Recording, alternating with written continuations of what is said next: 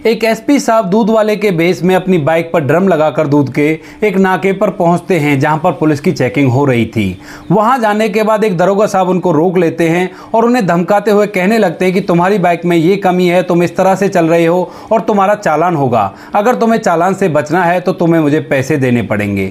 इसके बाद जो एसपी साहब दूध वाले के भेष में थे वो उनसे रिक्वेस्ट करने लगते हैं, कहते हैं कि साहब मैं बहुत गरीब आदमी हूँ, रोज कमाता हूँ, रोज खाता हूँ और मेरे पास इतने पैसे नहीं है। तो जो दरोगा थे वो उनकी बाइक से चाबी निकालकर वहां से जाने लगते हैं। दोस्तों एसपी साहब वहां पर दूध वाले का भेष बनाकर क्यों पहुंचे थे और क्या हुआ था इससे आगे इस कहानी में, पूरी कहानी के बारे में जानने के लिए वीडियो को अंत तक जरूर देखें। यह कहानी है उत्तर प्रदेश के रहने वाले लड़के अरुण की। अरुण जो कि अपनी मां के साथ उत्तर प्रदेश के एक डिस्ट्रिक्ट में रहा करता है। वैसे तो वो काफी ज्यादा पढ़ा लिखा है लेकिन अभी तक उसे कोई नौकरी नहीं मिली है। वह उधर उधर छोटा मोटा काम करता है और उसी से अपना और अपनी मां का भरण पोषण किया करता है। तभी एक दिन अचानक से उसकी मां की तबीयत खराब हो जाती है तो उसके बाद वह उसे डॉक्टर साहब के पास ले जाता है। अब डॉक्टर साहब के पास जैसे ही जाकर चेकअप कराता है तो डॉक्टर साहब उसके लिए कुछ दवाइयां लिखता है और कहता है कि ये दवाइयां आपको लानी पड़ेंगी क्योंकि आपकी मां की जो बीमारी है वो इन्हीं दवाइयों से ठीक हो पाएगी और ये दवाइयां आपको दूसरे शहर में मिलेंगी। यानी कि जो दवाइयां डॉक्टर साहब ने लिखी थी वो इस शहर के अंदर नहीं मिलने वाली थी जहां पर अरुण रहा करता था। इसके बाद जो अरुण होता है वो अपनी बाइक को लेता है, अपना हेलमेट लगाता है और दूसरे शहर अपनी मां के लिए दवाइयां लेने के लिए चला जाता है। उसने डॉक्टर साहब से पूछा था कि डॉक्टर साहब कितने रुपए की आ जाएंगी, तो डॉक्टर साहब ने बताया था कि लगभग 1000 रुपए की ये दवाइयां आ जाएंगी और आप इन्हें वहां से ले आओ। अरुण उस शहर में पहुंच जाता है और वहां मेडिकल स्टोर तक जाने के लिए उसे एक पुलिस चेक पोस्ट को पार करना था। अब जैसे ही वो पुलिस नाके पर पहुंचता है तो वहां जाने के बाद जो वहां पर दरोगा थे जो वाहनों की चेकिंग कर रहे थे वो एकदम से अरुण को रोक लेते हैं। अरुण भी पुलिस वालों के सामने रुक जाता है और उनसे पूछता है कि जी कहिए साहब क्या परेशानी है। तो वह कहते हैं कि आपकी बाइक में दिक्कत है और आपका चालान होगा। तो अरुण कहता है कि बताइए साहब मेरी बाइक में क्या दिक्कत है, क्योंकि अरुण की बाइक के पूरे कागज थे, अच्छी तरह से पेपर उसने मेंटेन कर रखे थे और साथ में उसने हेलमेट भी लगा रखा था और बाइक के सभी पेपर अपडेट होने के कारण उसको किसी प्रकार का डर भय भी उन लोगों से नहीं था। अब इसके बाद दरोगा साहब उससे कागज मांगने लगते हैं तो अरुण अपने पूरे कागज दिखा देता है, पॉल्यूशन, आरसी, इंश्योरेंस वगैरह सब कुछ उसके पास था और अच्छी कंडीशन में बाइक थी। और हेलमेट के लिए बोलता है तो हेलमेट भी अरुण ने लगा रखा था। तो दरोगा साहब को कोई ऑप्शन नहीं दिखाई देता कि किस तरह से इससे पैसे ऐंठे जाए, क्योंकि वो दरोगा साहब सभी से पैसे ऐंठा करते थे और उसके बाद ही वाहनों को जाने दिया करते थे। तो वह एकदम से बाइक के नंबर को देखते हैं और देखने के बाद कहने लगते हैं कि तुम्हारा ये बाइक का नंबर दूसरे शहर का है, तुम इसे यहां पर नहीं चला सकते।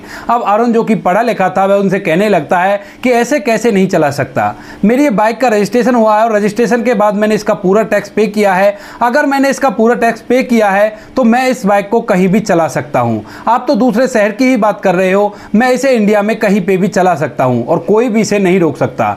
अब इस बात को सुनने के बाद जब दरोगा साहब देखते हैं कि ये लड़का बहस कर रहा है तो दरोगा साहब उससे तेज आवाज में बात करने लगते हैं और कहते हैं कि अगर यहां पर तुम्हें यह बाइक ले जानी है तो तुम्हें फाइन भरना होगा, वरना मैं तुम्हारी बाइक को यहां से आगे नहीं जाने दूंगा। अब इसके बाद अरुण कहता है कि किस चीज का फाइन, जब मेरे पूरे कागज है, मेरी नंबर प्लेट भी अच्छी है और कोई भी दिक्कत मेरी बाइक में नहीं है, मैंने हेलमेट भी लगा रखा है, तो मैं फाइन नहीं भरूंगा। इसके बाद दरोगा साहब कहते हैं कि या तो चालान कटवा लो, अगर तुम्हें ऐसे ही निकलना है तो तुम 1000 रुपए मुझे दे दो और उसके बाद मैं तुम्हें जाने दूंगा। अब अरुण के पास टोटल वही 1000 रुपए थे जिन रुपयों की वो दवाई लेने के लिए वहां पर आया था, लेकिन अगर उन पैसों को उन्हें दे देगा तो उसकी मां की दवाई नहीं आ पाएंगी। अब इसके बाद अरुण उन लोगों से मना करता है, कहता है कि ना तो मैं फाइन दूंगा और ना ही आप लोग मेरा चालान कर सकते। उसके बाद दरोगा साहब बड़े ही रुबाब में उससे कहते हैं कि अच्छा ऐसी बात है तो देख मैं तेरा अभी चालान करता हूं। तो दरोगा साहब उसकी बाइक की फोटो खींचते हैं और फोटो खींचने के बाद नंबर प्लेट का एक चालान बना देते हैं 5000 रुपए का। अब उस चालान को निकाल कर अरुण को दे दिया गया था। अरुण उस चालान को देखता है तो उसे बड़ा ही दुख होता है, वह काफी ज्यादा परेशान होता है,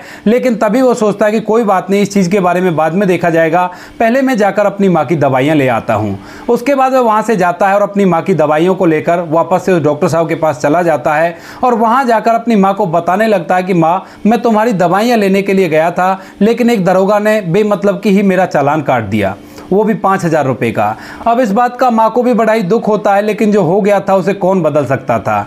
अब इसके बाद अरुण सोचता है कि ऐसे काम नहीं चलेगा, जब मेरी बाइक के पूरे डॉक्यूमेंट है और मैंने हेलमेट भी लगा रखा था और जिस चीज़ का इन्होंने चालान किया है उसमें कोई दिक्कत ही नहीं है, क्योंकि उसने सरकारी नंबर प्लेट लगा रखी थी और उसी के एवज में उसका 5000 रुपए का चालान किया गया था। तो अब अरुण एक फैसला करता है कि मैं इस तरह से इस चालान को नहीं भरूंगा।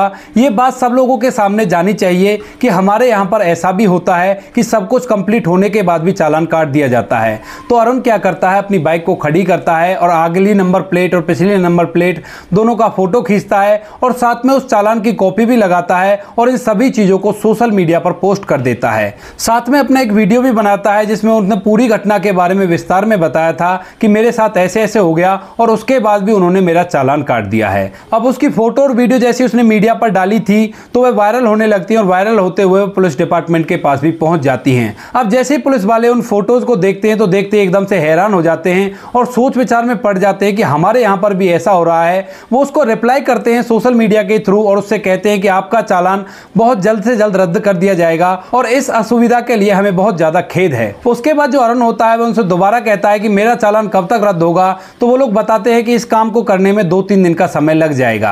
अब यह खबर फैलते हुए ट्रैफिक पुलिस के एसपी तक भी पहुंच जाती है क्योंकि उसने सब कुछ एड्रेस अच्छी तरह से उस वीडियो में बताया था और उस जगह के बारे में भी बताया था और दरोगा का नाम भी बताया था।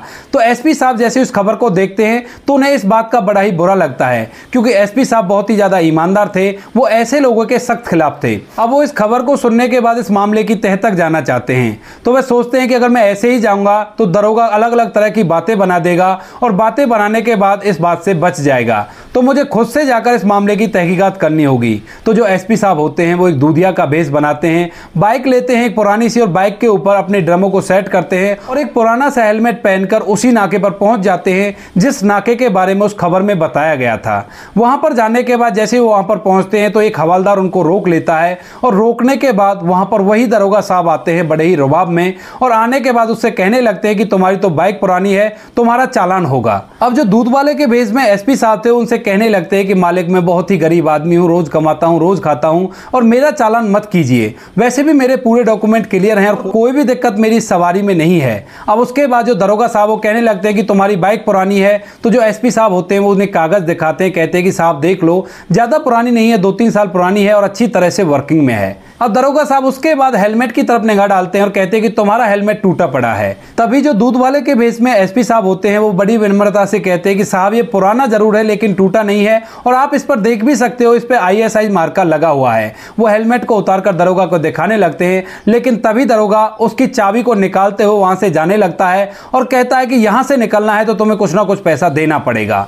अब इस बात को देखकर एसपी साहब को गुस्सा तो बहुत आता है लेकिन फिलहाल वो अपने आप पर कंट्रोल करते हैं क्योंकि वो उसे रंगे हाथों पकड़ना चाहते थे ताकि उस पर अच्छे से कार्रवाई कर सके।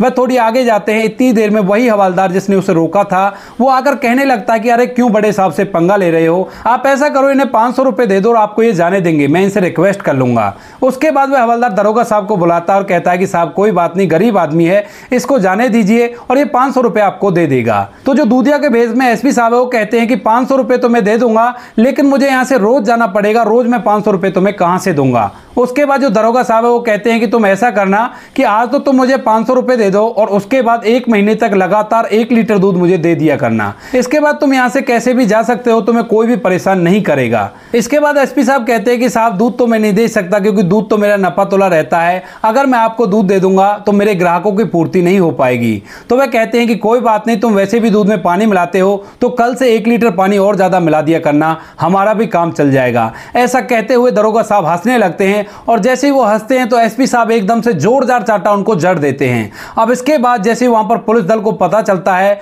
कि यहां पर दरोगा को चाटा मार दिया गया है एक दूध वाले के जरिए, उसके बाद पुलिस वहां पर आती है। तभी जो एसपी साहब होते हैं वो अपना आई कार्ड निकालते हैं और उन लोगों के सामने लहराते हुए कहते हैं कि मैं यहां का ट्रैफिक एसपी हूं और तुम लोग जो कर रहे हो उसकी करतूत सोशल मीडिया पर फैल रही है और तुम्हारे खिलाफ कार्रवाई करने के लिए ही मैं यहां पर आया हूं। इसके बाद एसपी साहब उन सभी को धमकाते हैं और एकदम से सभी को सस्पेंड कर देते हैं, नौकरी से निकाल देते हैं और उन पर आगे भी उचित कार्रवाई की जाती है। अब यह खबर जैसे अरुण को पता चलती है तो अरुण इस खबर को अपनी मां को बताता है और कहता है कि मां, पुलिस वाले सभी एक जैसे नहीं हुआ करते, जहां पर मेरे साथ ऐसा हुआ था वहां पर एसपी साहब ने आकर ऐसा ऐसा कर दिया है। इस खबर को सुनने के बाद अरुण की मां कहती है कि बेटा, भगवान के घर देर है लेकिन अंधेर नहीं, बुराई का सर हमेशा नीचा होता है, जैसा कि आज एसपी साहब ने करके दिखा दिया। तो दोस्तों ये थी कहानी एक एसपी साहब की जो दूध वाले के बेस में एक ट्रैफिक नाके पर पहुंचते हैं और वहां जाने के बाद वहां के दरोगा को अच्छी तरह से मजा चखाते हैं। आप क्या कहना चाहते हो एसपी साहब के बारे में? आप क्या कहना चाहते हो उस पढ़े लिखे लड़के अरुण के बारे में? आपकी जो भी राय कमेंट सेक्शन में लिख सकते हो, लोगों के साथ शेयर कर सकते हो। दोस्तों, अगर वीडियो अच्छा लगा तो वीडियो को लाइक और चैनल को सब्सक्राइब जरूर करें, ताकि हमें और भी ऐसे अच्छे वीडियो बनाने के लिए मोटिवेशन मिले और आप लोगों के साथ इसी तरह से बने रहें। बाकी इन कहानियों को सुनाने का उद्देश्य किसी को परेशान करना बिल्कुल भी नहीं है। यह कहानी आपको इसलिए सुनाई जाती है ताकि आप लोग इन कहानियों में से कुछ ना कुछ सीख सको और अपने जीवन में इस चीज को अप्लाई कर सको। जैसे कि इस कहानी में अरुण ने जो किया वो हर हिंदुस्तानी को करना चाहिए, अपने साथ हुए अन्याय का बदला लेना चाहिए। अगर अरुण इस बात को नहीं करता तो उस दरोगा के हौसले और भी ज्यादा बढ़ते रहते और वह लोगों के साथ और भी ज्यादा अन्याय करता रहता। बाकी मिलते हैं किसी नेक्स्ट वीडियो में नए टॉपिक के साथ। तब तक के लिए जय हिंद, जय भारत, जय हिंदुस्तान।